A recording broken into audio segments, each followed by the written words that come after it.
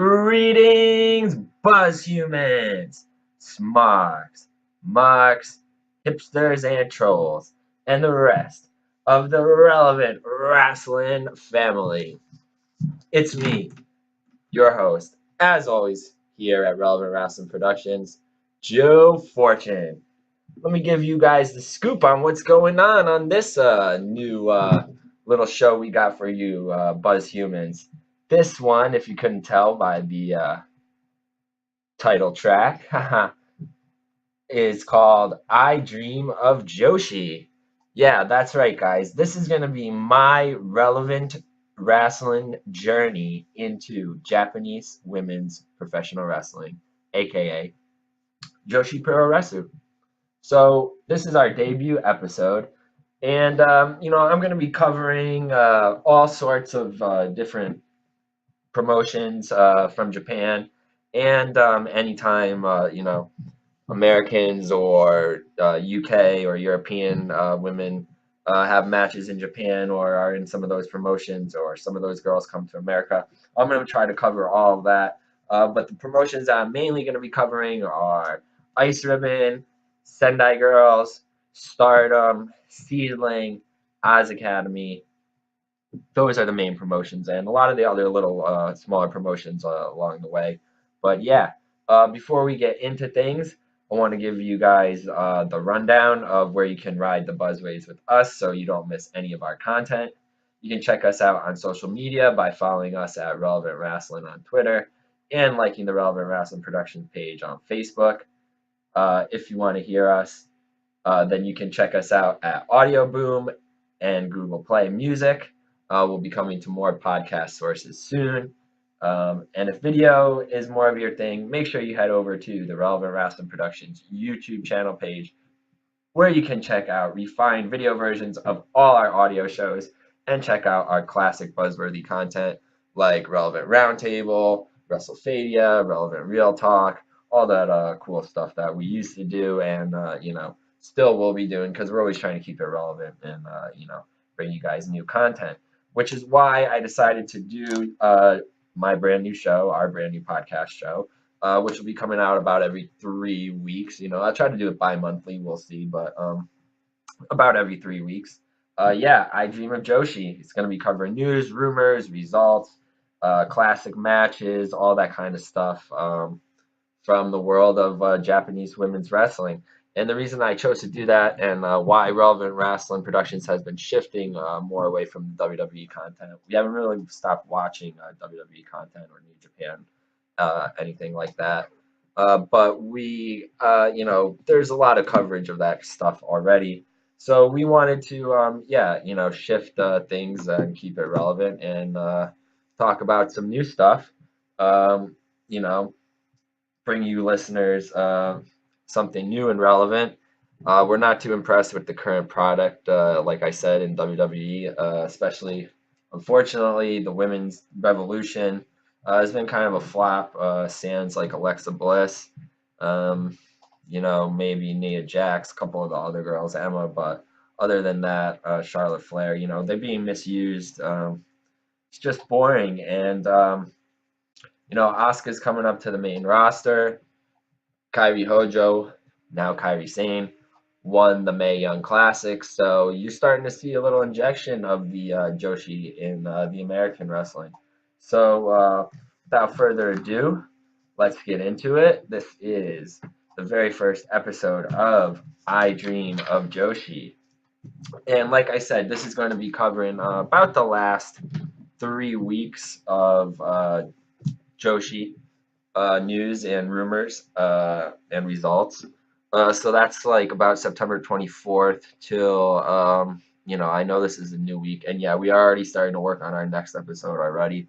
And this episode may be a little bit delayed, but I wanted to make sure I got, comfortable and got confident with doing, something brand new and relevant for us. But that's what we do here. So yeah, this is going to be covering from like September 24th to about October 13-ish. Yeah, so let's start off. So, guys, back in September, on the 24th, Toni Storm from Progress Wrestling, New Zealand's own Toni Storm. It's just having such a hot year already. She was awarded the World of Stardom title. Yeah, and when I say awarded, I mean she was awarded the title. She did not, well, let me tell you what happened. About 2 minutes into her match against Mayu Iwatani, Iwatani went to hit a drop kick, and she landed very awkwardly and seemed to like dislocate her elbow. So this is a match. This was a championship match that Toni Storm had been awarded because she or earned because she had won the Stardom 5-star Grand Prix tournament. And earlier this year, she won the Cinderella tournament and the SWA championship. So she's on a roll in Stardom right now. And this was her championship match. And like I said, Maya Iwatani, who unfortunately had also lost her Wonder of Stardom title the night before to Yoko Bito, interesting, wound up injuring herself in this match and put her out for about 3 weeks to a month, dislocated elbow. As soon as the match ended, the match didn't even get really a chance to start. The match was ended, called by the referee about 2 minutes into it, like I said. And Toni Storm was handed over the title. She seemed kind of like visibly upset, it didn't seem like she wanted to win the belt that way, but she did. And, now she's pretty stacked, dripped in gold, as they say. Um, it's interesting that she holds all of this gold and all of these accomplishments so far, and she's also the Progress Women's Champion. It was a pretty good move from Rosie Ogawa, from the owner of Stardom, to push Storm, to push her in the wake of Yoshirai departure. Well, not really her departure, but Yoshirai was supposed to go to WWE, and she was going to be in the Mae Young Classic, but WWE actually turned her down after giving her physical, and found out she had a little shoulder injury that they wanted to take care of first. And it was just, they were really looking at like a 6 to 9 month period before they could sign her. So she went back to Japan. So Stardom was really without a strong, ace, so to speak. And they could have pushed Iwatani, and they did. They put both titles on her, but I think that was just a setup, for Storm to go over anyway. Even though their match, ended, I don't want to say tragically, but had an unfortunate ending, with the injury. Iwatani should be back very soon. But yeah, good move to choose Toni Storm over Iwatani. Smart move. Good foresight, I suppose. All things considered with the injury. So, some Ice Ribbon news. Ice Ribbon's International Ribbon Champions Tag Tournament had begun to determine the new tag team champions, obviously. The semifinals will will have been held on October 9th. I'll get back to those results later. Um, and those matches would be Risa Sera and Maya Yukihi versus, well, look, they have a bye, because the match prior to them, the quarterfinals match, wound up being at a time limit draw. So there you go. They got a bye to the finals. So one match that will be occurring to determine who will be going up against Sarah and Yukihi will be Satsuki Totoro and Neo Date versus Hamuko Hashi and Mochi Miyagi.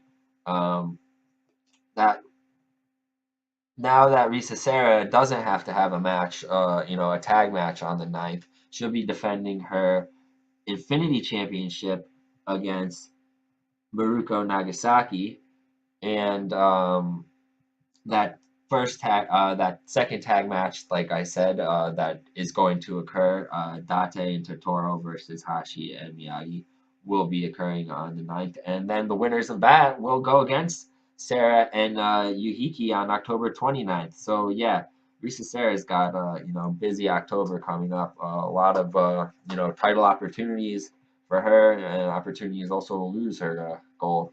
So it'll be interesting to see where she stands within the company at the end of the month. Also, Fujimoto will be defending her Triangle Ribbon Championship versus Mia Monomo and Arisa Nakajima on October 9th. And I will give you those results later on in the show. Moving on now to some Pure J news. Pure J is having their open weight championship tournament. The semifinals will have been held on October 9th. I'll give you those results later. And those two matches are Hanako Nakamori versus Alex Lee and Aoi Kazuki versus Manami Katsu. Also, the Daily Sports Tag Team title match will be determined, I believe, at the October 9th show. And that will be Command Bolshi and Leon. Oh, they'll be defending their titles at that show against Sayori Anu and Natsumi Maki. Now, some news. This is some coming out of like around September 24th from Sendai Girls. Chihiro Hashimoto retained her world title, the Sendai Girls world title at the September 24th show over Meiko Satomura, and new tag team champions were crowned when Dash Chisako and Kaoru defeated Alex Lee and Shirahime. Now, here's some news, you know, some Joshi news that is spreading to, not spreading to America, but like I said, a lot of, cross, cross promotional work between Joshi promotions and American promotions. So Rise, based out of Southgate, California, will be holding a developmental seminar on December 1st. That will be hosted by cheerleader Melissa. And this is going to be a really great seminar, and I would definitely recommend any, young ladies or, any female identifying people who want to get into wrestling to go to this. They're going to be having a great seminar with cheerleader Melissa, Alundra Blaze, aka Medusa, and get this, one of my all-time favorites. Oh man, I remember seeing her wrestle Alundra Blaze back in the 90s at Monday Night Raw in Hartford.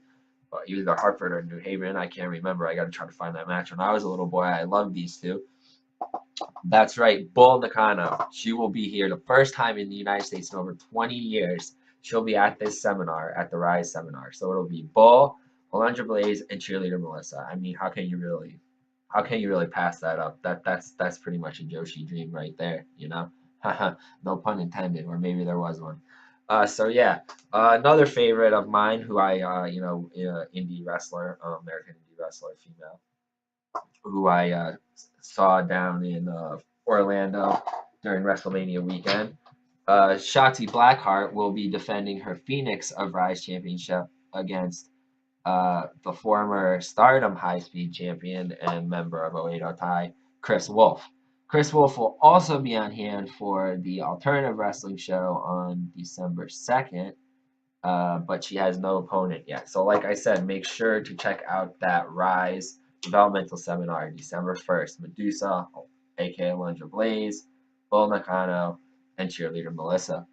So on November 11th, speaking of Rise, they will also be having a seminar with many girls from the current roster and a rumored Joshi legend. Now, they've already announced a seminar, I said earlier, with Bull Nakano. So this rumored legend, from what I've been hearing, is very possible could be Asia Kong. So there you go. If you're a Joshi fan and you just want to get to the seminars, I really think it's probably more for women that want to get involved in the business. And with that said, yeah, try to get out there, get to those seminars. You got two amazing Joshi legends out there, an American legend in Alundra Blaze and a crossover legend in cheerleader Melissa. So yeah, try to get out there.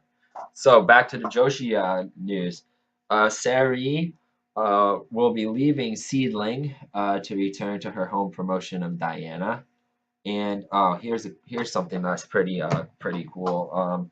I'm sure a lot of you know that Yoshihiro Takayama from Pancrase and you know, 0-1 in MMA, and you know, it escapes me all those K1, all those MMA promotions.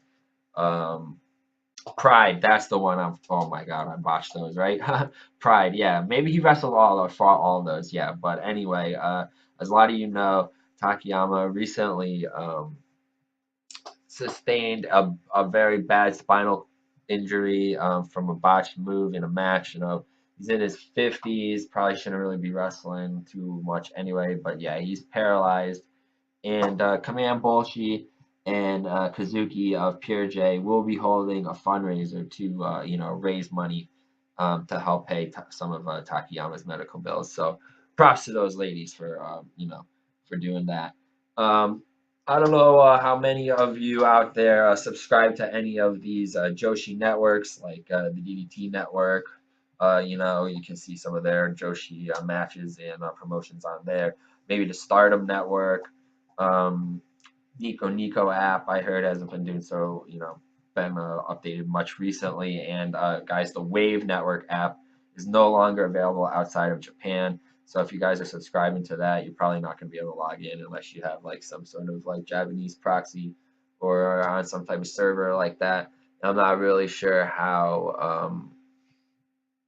they really can, you know, how you can really do that. I'm not that tech savvy, but go figure.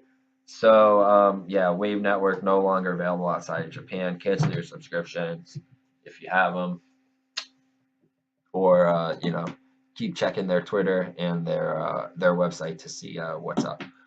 So let's get into some results for the second part of our show. We're going to start off with October 1st, Tokyo Joshi Pro.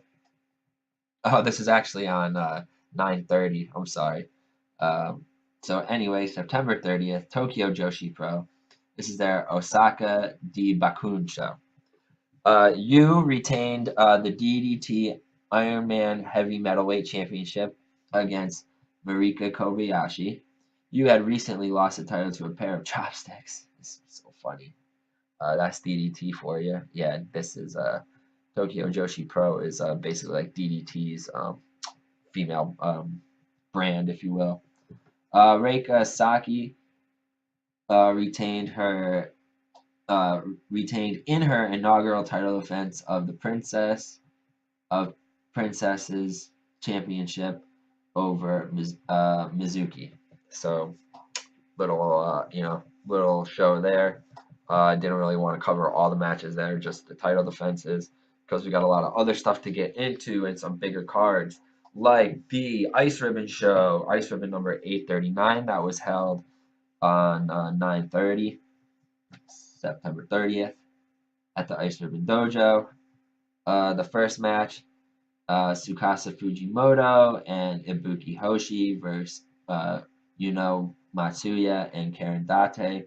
The winners of the match, Fujimoto with the Venus Shoot over Matsuya. Second match was Maya Yukihi, one of my new faves, versus Kayori. Yukihi won with the icicle back triangle. Satsuki Totoro and Nayo Date went over Hamuku Hoshi and Nori Date. Interesting. Looks like the Dates are feuding. Nayo with the Falcon's Arrow to go over there. She hit that on Nori, got the pin. And in the main event of that very short show, Risa Sera and Miyako Matsumoto lost to Maruko Nagasaki and Mochin Miyagi. Nagasaki hit her finisher on Matsumoto and got the pinfall there. It was announced that Hiragi Kurumi and Akane Fujita will both be making their returns at the October 9th show. Kurumi will team with Karen Date and Ashai against Nori Date, Ibuki Hoshi, and Kayori in a 6-woman tag match. And Fujita will team with Maya Yukihi against Maika Ozaki and Manami Toyota, who will soon be retiring. We'll get more into that later. So, moving on to October. October 1st, Sunday, October 1st. This was a big Stardom show. There was a three-way match between Starlight Kid, Hanan, and Ryaka. Starlight Kid won with a frog splash on Ryaka. Shiki Shibusawa versus Shia Brookside. Brookside won with a leg roll clutch. Mari Apache and Himori Mimura versus Yoko Bito and Konami. Bito won with the B driver over Mimura. Tag match between Takumi Iroha and Rin Kadokura from Marvelous. They happened to go over Jungle Kyona and Natsuko Tora. Yoko Bito came to the ring after that match and she confronted Iroha. The two challenged each other to a match, and that will take place at the October 17th Korakuen Hall show. And that will be for the Wonder of Stardom Championship. So that set up a cool title match. There was a 6-women tag match. Yoshirai, HBK, and AZM, Queen's Quest. They've lost to Kagetsu, Hana Kimura, and Tam Nakano. Kimura with the ground Manjika Gatami on AZM. After that match, Hana challenged Yo to a singles match, and HDK challenged Kagetsu. AZM also challenged Tam, but Tam said she would take some time off to rest, but would be in Hana and Kagetsu's corner for their matches. Yo and HDK announced their entry into the upcoming Stardom Tag League. Jungle Kyona and Natsuko Tora were also going to enter the tag league together until Yoko Bito asked Kyona to be her partner. Tora accepted the change, and then she asked Shiki Shibusawa to be her new partner. Starlight Kid objected, having wanted to team with Shibusawa herself. However, she then asked her rival AZM to be her partner instead, and AZM accepted. So there you go. That set up a lot for the upcoming Stardom Tag League. Hiromi Mimura and Konami also entered themselves into the tag league under the tag team name the Chibis. So yeah, that show really set up a lot, a lot of new teams and a lot of interesting pairings for the Stardom Tag League tournament. Also on October 1st, there was an Oz Academy show. It was a small show. It was called Pirate Ship. There was only 308 spectators. Aoi Kazuki versus Shaoko Sekiguchi. Kazuki won. Aja Kong, who I mentioned earlier, and Rina Yamashita versus Yumi Oka and Alex Lee. Kong won with a lariat. It was announced that Rina Yamashita will face Hikaru Ashida in a special singles match on the October 29th show. Tsubasa Kuragaki went over Kaora Yonayama with the metal wing, and this is starting to set up her retirement tour. Manami Toyota had almost an 18-minute match with Sonoko Kato, and she wound up losing. Kato went over with a La Magistral. And the main event of that was a 6-women's tag match, which was Hiroyo, Matsumoto, Akino, and Kaho Kobayashi versus the ever-controversial Yoshiko, Mayumi Ozaki, and Maya Yukihi. Akino picked up the win by pinning the leader of Ozaki Gun, Mayumi Ozaki, and Matsumoto and Yoshiko had a little bit of a stare down at the end. Interesting that Yoshiko, even after her controversy, she's still, heavily booked and heavily featured in a lot of these Joshi promotions. I guess, cash creates controversy. Controversy creates cash, right? So Anyway, let's not really get into that. So following up Ice Ribbon 839 was Ice Ribbon 840 on 10/17. This was a short show that had a lot of tag team matches. Matsuya Uno and Miyaki Matsumoto defeated Asahi and Noridate. Nyodate and Satsuki Totoro defeated Ibuki Hoshi and Mochi Miyagi. There was a singles match. Tsukasa Fujimoto defeated Karen Date. Ooh, all the Dates kind of featured on that show. I may be saying their last name wrong, but I'm sure you guys will correct me and I'll learn soon enough. And in the main event, there was a tag team match with Maruko Nagasaki and Maya Yukihi defeating Maika Ozaki and the ever popular Risa Sera.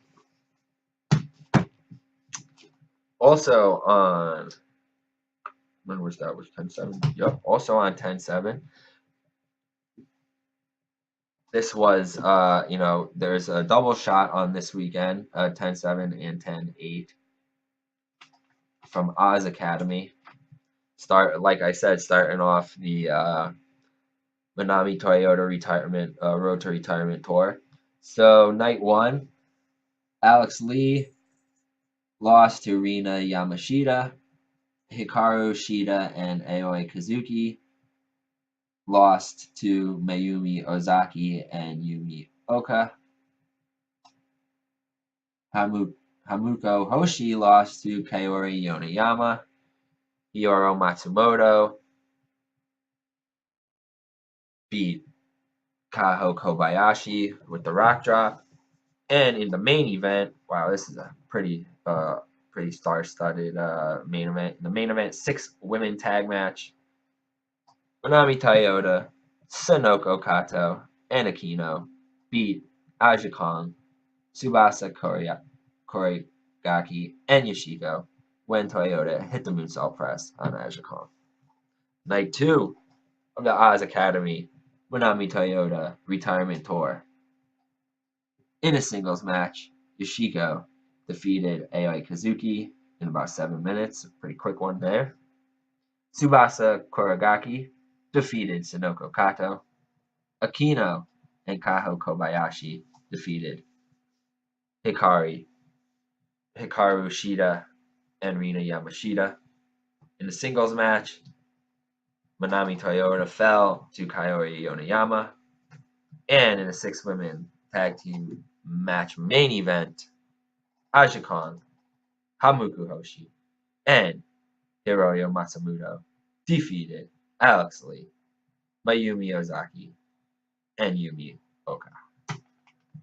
Now, Manami Toyota held a press conference recently stating that, unfortunately, Sakushi will not be allowed to wrestle at her final November 3rd retirement show.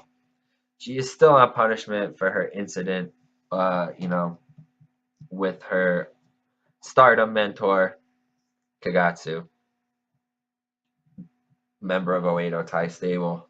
I'm not sure if you guys, I am actually sure some of you, if not most of you, Joshi fans and Buzz humans out there know the story about Sakushi. She was involved in a little incident over the summer where she wanted to. I'm just gonna get right into it because this is Relevant Rasslin, and if you don't know, now you know. She was in an incident over the summer, like I said, with her mentor Kagetsu from Stardom, where she wanted to stab her. Now there's rumors, that they're in a relationship together. A lot of the Joshi wrestlers are in relationships together, and jealousy occurs in all types of relationships, and problems occur. So we're not really sure all the details, but yeah, Sakushi was, I know a lot of you are big fans of her. You say she's a really good rookie, and it could have been her year, but we'll see. We'll see what happens. So on 10/9, Pro Wrestling WAVE had a show at Korakuen Hall. This is kind of a big show. I'm not going to read the undercard, but I'll get into, the last four matches of the show, which were of more importance. Um, Natsu Samori had her final match for WAVE, where she lost to Yumi Oka. She will still be wrestling as a freelancer going forward, but that was her last WAVE match, and that was called her Adios Amiga match. uh, Hiroi Yagihama uh, lost to Kaori Yoneyama. That's the name you guys have been hearing a lot. With a diving senton, pretty quick match. Yoneyama won. Though she fell short against the veteran, Nagahama celebrated the 1 year anniversary of her debut with the match. So Nagahama lost, but you know, good to cap off her rookie year, having a decent match. The seventh match on that card, Ryo Mizunami, Ryo Mizunami versus Nagise Nozaki. Wow, this match ended really quickly when Nozaki won with a sleeper hold. She won via ref stoppage in 2 minutes and 20 seconds. Nozaki picked up a massive victory and a quick one over the former Regina D-Wave champion. And speaking of Regina D-Wave champion, the main event was a Regina D-Wave championship match where the champion, Rina Yamashita, fell on her third defense to Misaki Ohata. Misaki Ohata becomes the seventh champion. Hiroi Nagahama came to the ring to issue a challenge to the new champion, and that match was made official for the 10/22 show. So, a little shake up there in Pro Wrestling Wave. Now, let's get into another show from that Monday, 10/9. It was a pretty stacked day at KFC Hall in Tokyo. There was a Pure J show which kicked off with a three-way match. Raiden Hagane versus Kazuki and Konami. Konami won by pinning Hagane. There was a Pure J Open Weight Championship Tournament semifinal match. Remember I talked about that earlier. Manami Katsu versus Aoi Kazuki, and Katsu won with the lariat. So she advances to the finals in the main event later on this card. Now the second of the semifinal matches for the Pure J Openweight Championship Tournament. Alex Lee versus Hanako Nakamori. And unfortunately, Alex Lee fell after Nakamori hit a Destiny Hammer and advanced to the finals. There was a singles match. There she is again, the lovely Manami Toyota on her retirement tour. Hit the Japanese Ocean Queen Bee bomb on Yako Fujigasaki in 10 minutes and 34 seconds and won that match. The Pure J, no, not anymore. They are now, actually, yeah, they still are. Still the Daily Sports tag titles from the promotion that Pure J was before, after separating from Daily Sports. Interesting, they still have the tag titles. That's what I want to say. At first, it was that's what confused me a bit. So the Daily Sports Women's Tag Team Championship match. The champions, Command Bolshi and Leon, retained successfully over Sayori Eno and Natsumi Maki. Leon hit the captured buster on Maki, and that was their fifth successful title defense. And in the main event for the Pure J Openweight Championship, Manami Katsu versus Hanako Nakamori. Nakamori won with the Chinkonka driver. Hanako Nakamori wins the tournament and becomes the first Pure J Openweight champion. So that's great for Pure J. They survived the split with from Daily Sports. they crowned a new they crowned a new openweight champion, and they got pretty strong tag team champions too. So also, wow, if you were in Tokyo that day, on that Monday, you might have been able to hit up all three of these shows. So later on that day, Ice Ribbon also had a show in KFC Hall. This was a big one. Let's get right into the results. We had a couple Pure J ladies featured on that show, and they actually won when Miyako Matsumoto and Yako Fujigasaki went over Leon and Uno Matsuya. Interesting. Leon, one of the tag team champions in Pure J with Command Bolshoi. Sorry if I've been saying her name wrong. I wonder if that's going to have any ramifications, maybe earn them a title match, because, like I said, Fujigasaki hit the swivel body press. Oh, she hit it on Matsuya, so maybe that doesn't really affect, earn her a title match since she didn't pin Leon. In Higari Karumi's return match, she had a 6-women tag team match where she teamed with Karen Date and Ashai, but unfortunately, she took the pin from Kaori because they lost to Kaori, Nori Date, and Ibuki Hoshi. Akane Fujita also had her return match, which featured Manami Toyota and Maiko Ozaki opposing Akane Fujita and Maya Yukihi, but Fujita got the pin over Ozaki. There was now the upper. This is where things got great, really going. Got really interesting here on the main, the main events or the main portion of the card. In the Triangle Ribbon Championship, Tsukasa Fujimoto retained in her second defense over Miya Momono from Marvelous and Arisa Nakajima from Seedling. So that was pretty cool. Big triple threat match there for the Triangle Ribbon Championship match, as all of their matches are. And it was pretty cool to see challengers from other promotions going for the belt. But Ice Ribbon's own Candy Tsukasa Fujimoto retained. In the International Ribbon Tag Team Championship semifinals match, which I talked about a lot earlier, Himoko Hoshi and Mochi Miyagi versus Satsuki Totoro and Naodate.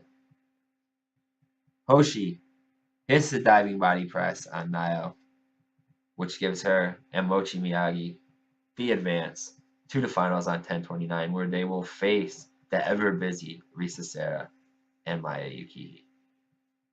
And in the main event of the 10/9 Ice Ribbon show in KFC Hall, as I said, the ever-popular and ever-busy Risa Sera retained her Ice Championship, her Ice Xfinity Championship. Let me get that right, Buzz Humans. Over the challenger, Maruko Nagasaki. That was her 6th successful title defense. After that match, Misaki Ohata came to the ring and said she wanted to defend her newly won Regina D Wave Championship match against one of the Ice Ribbon Juniors, but only if she first successfully defends her title against Hiro Nagahama on 10/22. So that's awesome. Champion wants to defend in another promotion, bring some prestige. A 4-way match between Nori Date, Hiragi Karumi, Akane Fujita, and Maika Ozaki was announced for the 10/29 show. The winner of that match will be the next challenger for Risa Sera's Ice Xfinity Championship title. So, Risa Sera with a big opportunity in October to walk out as double champion. Gonna hit you with a little bit more Risa Sera news. This girl just does not stop. Before I hit you, move into the into the third and final portion of our show. So, like I said, a little Risa Sera news.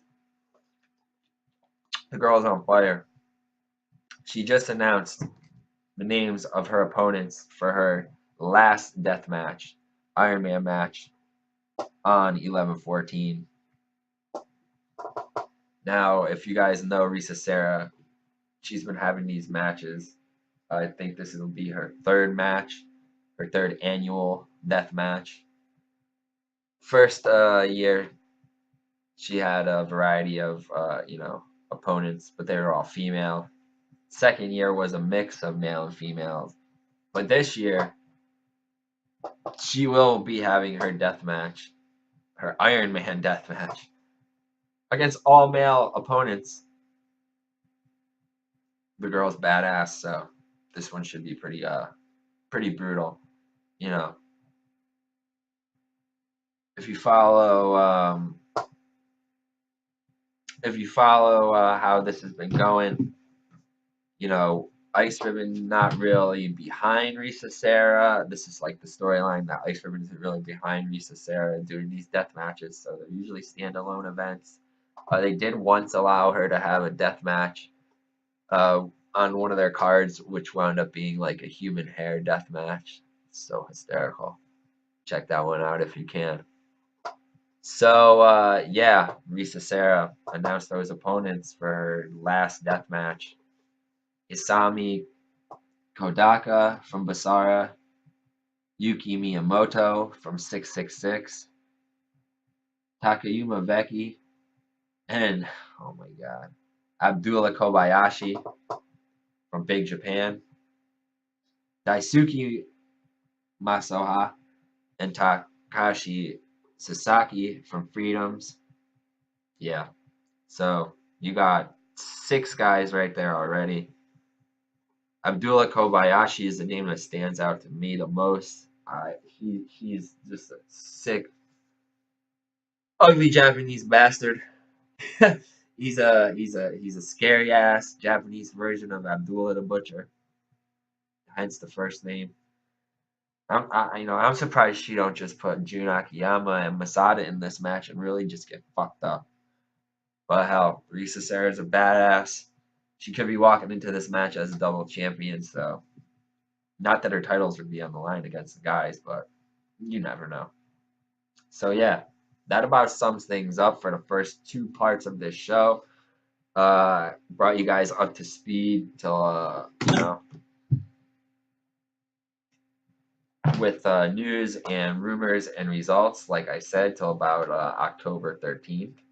So let's get into the final segment of this show, which I'll be doing, of course, every week. I will be bringing you guys my I Dream of Joshi classic match suggestion. So since I've been talking a lot on this show about Manami Toyota, and since she'll be, right now she's on her retirement tour, and in November she'll be having her retirement match. That's who I want to feature in my classic match segment. So I chose a match between Manami Toyota and Toshio Yamada. And this is from AJW's Midsummer Typhoon, 8/15, 1992. So guys, we're looking at 25 years ago. Okay? This was a hair versus hair match. I'm not going to give you the results because I didn't know the results watching the match, and that's what I'm trying to do with all my classic Joshi matches. Just go into a kayfabe style, go into a mark style, not knowing what was going on, doing a shoot style, not mark style. This was a really good match between a young Manami Toyota and Yamada.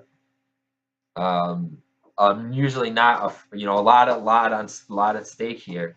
This was a title match. and also a hair versus hair match. I'm usually not a fan, and you'll hear me say this on a lot of shows, of false finishes, a lot of falsies. But in a match like this, yeah, there were a lot of those, and they made sense to the storyline. Both girls are young. They didn't want to lose their hair, of course. Toyota was defending the title. And, they were trying to end the match as quick as possible. No girl wants to lose their hair, right? No woman. No one really. Especially so young. So this match was very quick paced. A lot of pins, a lot of roll-ups, a lot of trying to go for submissions. Big ring, so a lot of action in the center of the ring, so there were no rope breaks. Very smart, hard hitting. Really great match, good outcome. I think you guys will really dig that one. Again, it's Manami Toyota versus Toshio Yamada, hair versus hair match, All Japan Wrestling. Yeah, it might be All Japan Wrestling. No, All Japan Women's. Yep, All Japan Women's from Midsummer Typhoon 1992, 8:15. Check that one out. Hard hitting, fast paced, a lot on the line there. These girls, before they even hit their prime, this match. Just watch this match. It could stack up against any modern match. That's for sure. So there you have it, guys. That's the end of the third segment, and pretty much the end of the very first episode of I Dream of Joshi. I tried my best not to botch too many names. Still getting into it. It's my journey into Joshi Pro Wrestling, the relevant world of it.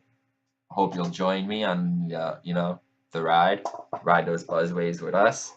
I want to thank you, Buzz Humans. Trying to do the podcast thing. Bring you these new formats that should allow us to stay even more relevant and keep you even relevant and reach you in a variety of ways. Once again, before I sign off, here's how to ride those buzzwaves with us. Check us out on social media by following us at Relevant Rasslin on Twitter and liking the Relevant Rasslin Productions page on Facebook. If you want to hear us, check us out on Audio Boom and Google Play Music, and we'll be coming to you soon, hopefully on a couple other platforms like TuneIn, Stitcher, and iTunes. If video is more of your thing, make sure to head on over to the Relevant Rasslin Productions YouTube channel page, where you should smash that subscribe button, and you can check out a refined video version of a majority of our audio shows and some that aren't on there. Some audio shows that are video only, like a lot of our classic content, such as Relevant Rasslin Presents WrestleFadia, Relevant Real Talk, Relevant Roundtable, Relevant Wrestler. Really hope you guys dug my premiere episode of I Dream of Joshi. Already working on the second one. Try to get it out in a week or two. Make sure to check out all of our social media pages, like I said. Also, I am doing another new podcast called Relevant Rasslin Goes Beyond, where I will be covering New England-based promotion Beyond Wrestling and their sister promotion, Women's Wrestling Revolution. I already did my debut episode for that, where I did a preview of the WWR Adios Aurora show, and I am currently working on my review for that show, so that episode will be out soon. And after that episode's done, I'll be putting out episode 2 of I Dream of Joshi. So yeah, like I said, we're going to be covering a lot of women's wrestling, American and Japanese, here at Relevant Rasslin Productions. Thank you, Buzz Humans, for tuning in. Stay locked to Relevant Rasslin Productions, as more relevant and buzzworthy content is on your way. Relevant Rasslin Productions, kayfabe may be dead, but originality and diversity are not. Stay relevant, stay buzzworthy. Relevant Rasslin Productions, it's always relevant to us, damn it.